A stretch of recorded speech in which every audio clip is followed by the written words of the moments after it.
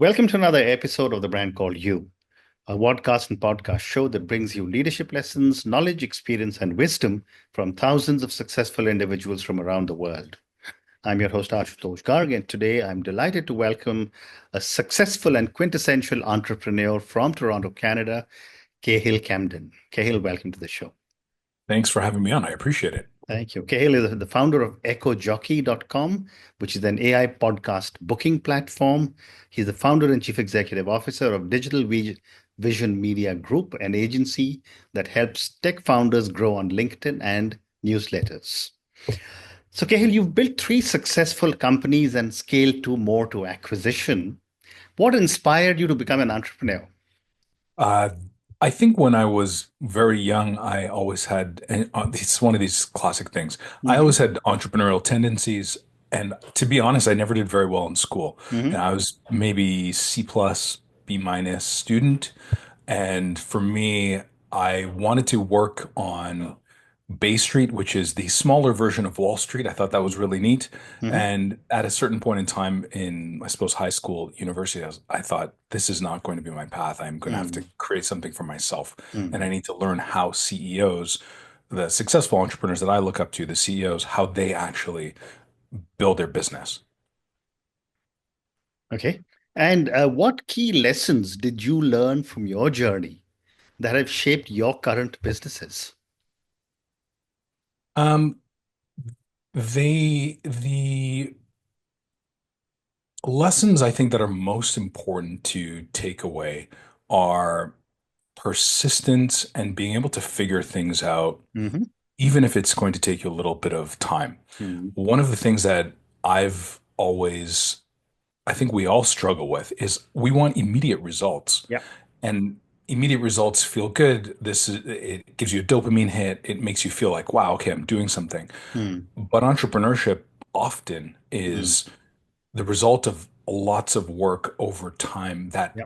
doesn't show you immediate results. Hmm. And that is, I think, one of the hardest things. And I equate it to anything else in life that might be good. You want to become a good chef. You want Hmm. to read a book. You want to work out and lose weight. You want to find love in your life. It often takes time. It's not an immediate thing. You don't go Hmm. on one coffee date and all of a sudden Yeah. you have a perfect life. You don't go to the Absolutely. gym once and you have a perfect body. It doesn't work like that. And Hmm. so this is very difficult, but I think this is one of the biggest takeaways from entrepreneurship is just Great persistence. response. Great response. Thank you.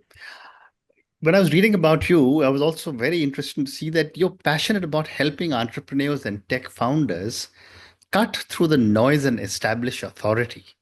Tell Mhm. me a little more about this and give me an example if you can. Sure. I think since ChatGPT came out in 2023, we are in a place where AI is flooding the market with content. The value of content is almost going to zero. Anyone can go to ChatGPT, Claude, Grok, it doesn't matter the AI tool you use, and you can instantly create great content very easily. Mhm. This gives entrepreneurs around the world a challenge. Mhm. How do you cut through millions of articles and actually get in front of your target customer or your ideal customer profile, Mhm. ICP, and how do you actually create brand authority? Mhm. And this is something that my agency started doing this before ChatGPT was even around, Mhm. before AI was around. So Mhm. this is what we had always worked on. Mhm. And I think that it's going to be very important for entrepreneurs and executives as we move forward in 2025. This is going to be huge. So Mhm. my passion comes from being able to identify what it is you're trying to do, who you are as a person, and being able to put that in the spotlight so that you feel confident, Mhm. comfortable, and you have a position in your market so that you can cut through the noise and you can actually Mhm. build brand authority. Well said. And we have I have a whole series of questions for you on helping entrepreneurs and tech founders. But one more question before we start discussing on this aspect. What inspired you to create Echo Jockey? And how does it differentiate from traditional podcast outreach? Great question. I had an agency, and so my agency was doing all of this work manually. We were finding podcasts, we were reaching out to them, we were creating pitches or communications, we were positioning our clients in different ways, providing story angles and ideas for podcast hosts. Mm, And I thought, there's got to be a better way to do this. mm, I feel like we can automate a lot of this work. And so in the last digital assets downturn, so I had a lot of clients in the blockchain space. So in the last downturn, I thought, pilots, I'm not a pilot, but pilots always launch, like take off into the headwinds because it mm. helps make the flight more stable Yeah. and it helps get you more lift. Mm, This is what I heard a pilot say. mm, And I thought, wow, that's really interesting. Maybe this is my headwind. We have a downturn in the market. We mm, have a lot of clients pulling back on marketing spend. Maybe this is my opportunity to actually mm, launch EchoJockey. So that's what I did. I launched a tool for myself so that I could mhm.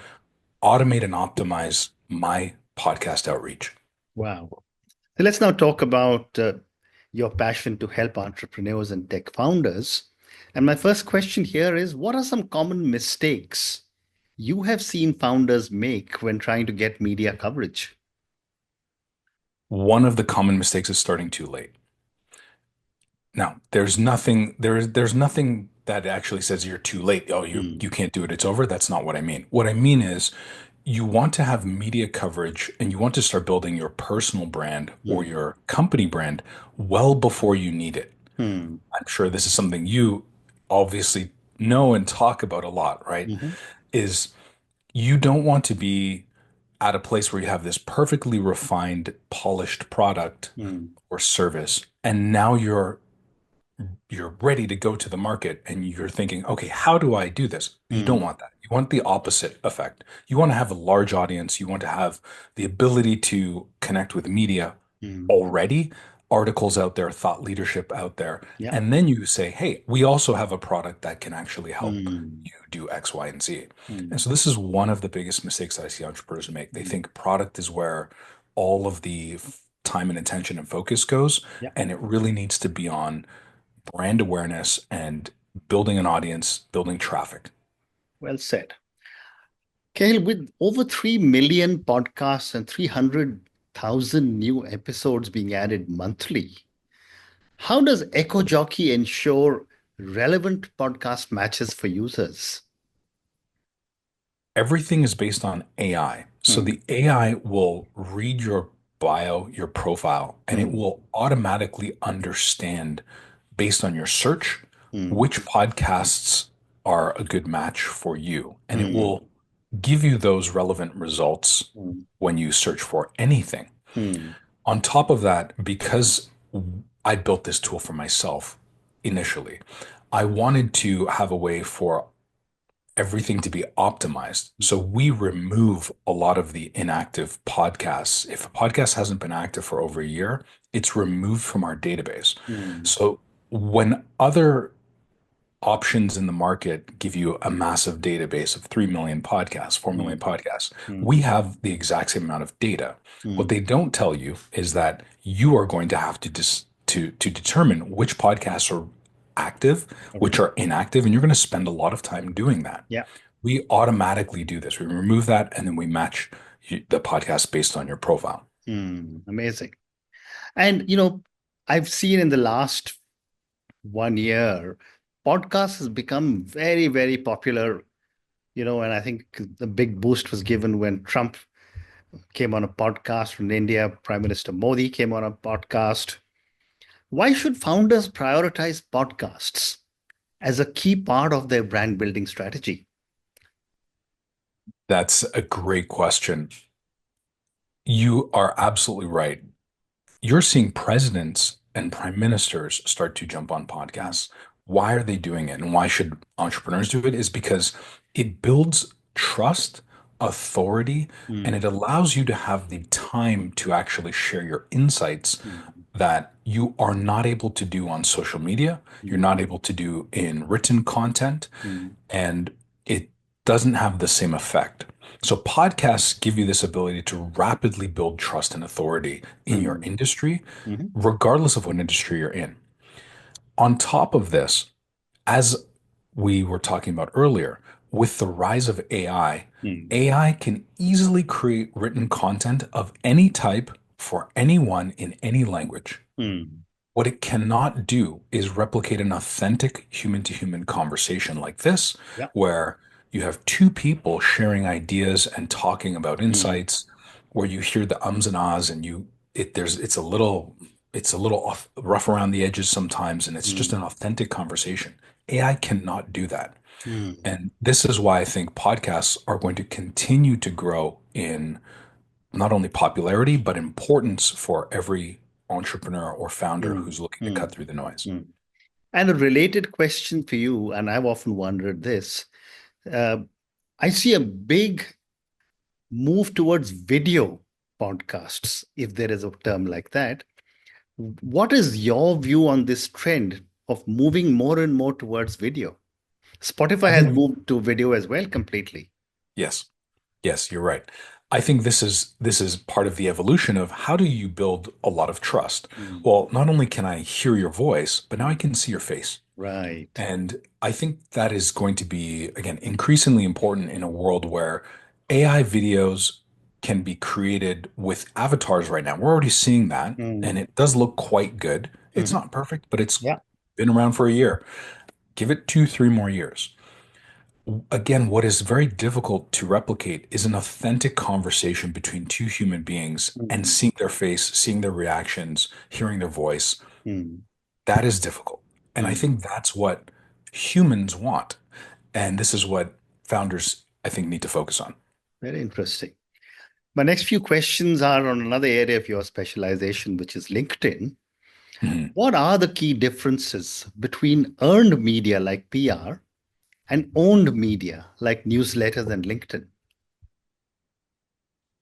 Earned media is fantastic if you are trying to leverage someone else's audience. Hmm. So you want to be on Forbes, you want to be on The Times, you want to Hmm. be on TechCrunch.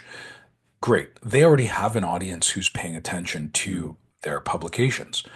You have to earn your way onto Yeah. those platforms, and that's what earned media is all about. Hmm. Now, earned Hmm. media can also be TV interviews, it can be all sorts of PR activities. Yeah.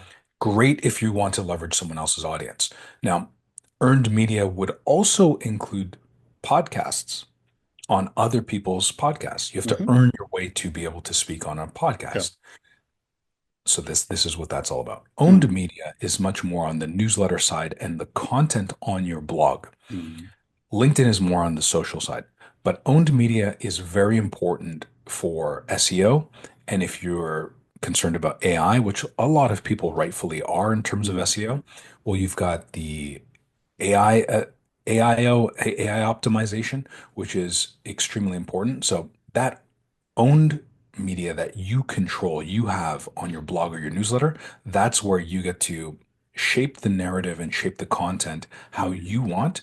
And other sources like Google or AI will pick Hmm. up those pieces of information and surface them in their results. Great response. Cahill, you also emphasize LinkedIn as a powerful tool for founders. What are some of the key elements for a strong LinkedIn strategy? LinkedIn, I think, is one of the best places, aside from podcasts and video casts. I think it's one of the best places to get in front of a broad audience Hmm. and find your target ICP, your ideal customer profile. A good LinkedIn strategy starts with you.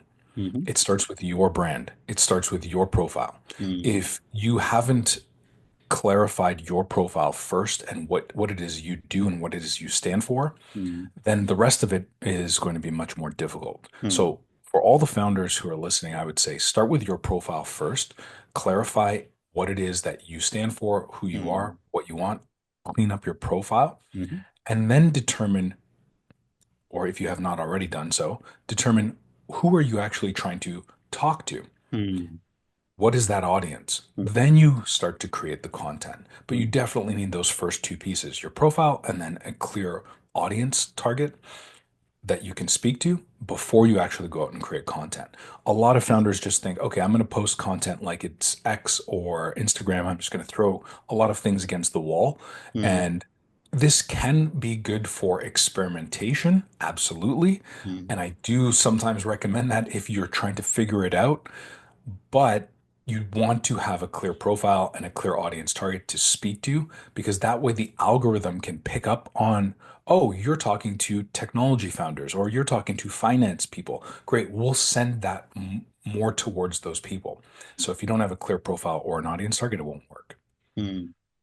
And how can tech founders leverage LinkedIn to generate inbound leads and establish authority? Combination of posting valuable insights and Mhm. content Mhm. and connecting with your target ICP, ideal customer profile. Hmm.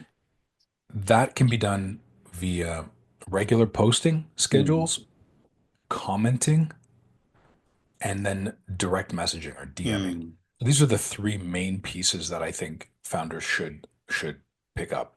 Hmm. You want to post, I mean, posting every day or twice a day can actually work. There are some people who go to that cadence, but I Hmm. get it. If you're a founder, you might not have that time. Mhm. Posting a few times a week, 3 times a week, 5 times a week, that type of activity is extremely important to Hmm. get the algorithm working for you. So that's part one. Part two would be commenting. Commenting is extremely important. And the comments that you share, they should not be generic AI based, great post or I agree. Hmm. I would definitely encourage you to take it a step further with a bit of your knowledge and your insight, which I'm sure you have, Mhm. and give a 2 sentence comment that adds value to the conversation. This is going to help you get noticed, not only by the algorithm, but by other people who are reading those posts. Hmm. And it's going to help you get noticed by the person, the author of the post. So that's Hmm. part two. And then part three would be DMing people and starting conversations, Hmm. not pitching them right Yeah. away. That's Hmm. something that I see a lot of. It's, hey, great to meet you. Here's what I do. Do you want to jump on a call? That's Hmm. not what I'm talking about. What I'm talking Hmm. about is a genuine conversation. It's, Hmm. hey, I noticed you are talking about this kind of content. I'm interested in that kind of content as well. What is your take on X? Or I'm interested to hear a little bit more about what you do. I help Hmm. these types of people solve this type of pain point. Hmm. If you're interested, let's chat.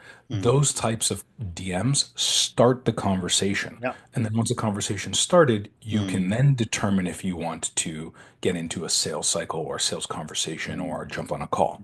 But if you follow those three foundational points and you activate the two ones that we talked about before, Hmm. figuring out your profile and dialing in your ideal customer profile, Hmm. if you do those 5 things together, now you are going to start to move forward in terms of generating leads on LinkedIn. Hmm. Wow.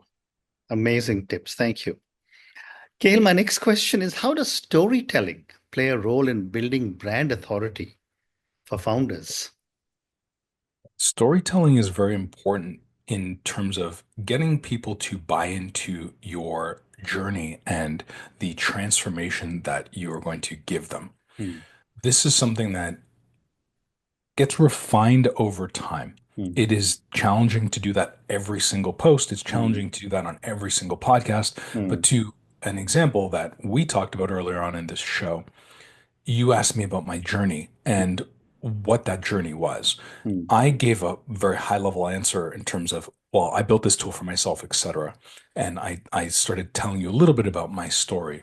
This type of this type of insight, if you can provide that in your content on a regular basis or on Hmm. podcasts on a regular basis and get into your story, this helps people understand that you're not just a big faceless company. Hmm. You are someone who is interesting. You've got a story behind you. And I can see myself transitioning through where I am now to where I Hmm. want to be from your product or your service. Hmm. So I think storytelling is very important. Wow. I've time for two more questions for you. For early stage founders with limited resources, what's the most effective way to start building brand authority? Podcasts, like hands down, that's the best one. Okay. And here's why.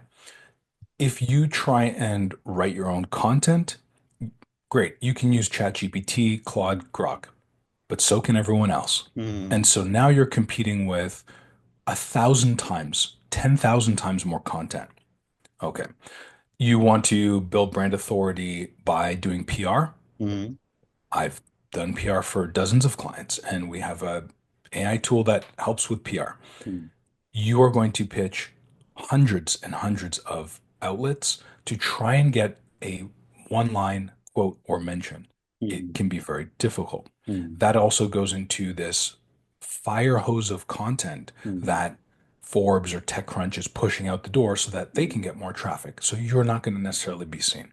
mm, You can go down the list for different pieces of content. mhm, You want to mhm, create a YouTube video, you want to create an Instagram account, you want to try and create more content on LinkedIn. You're fighting against a lot of people. mm, And so the fastest way for founders who don't necessarily have a large budget or even a medium-sized budget, mm, and you want to build brand authority, refine your talking points, refine your position, figure out who your target ideal customer profile is, and then start jumping on podcasts that speak to that customer profile.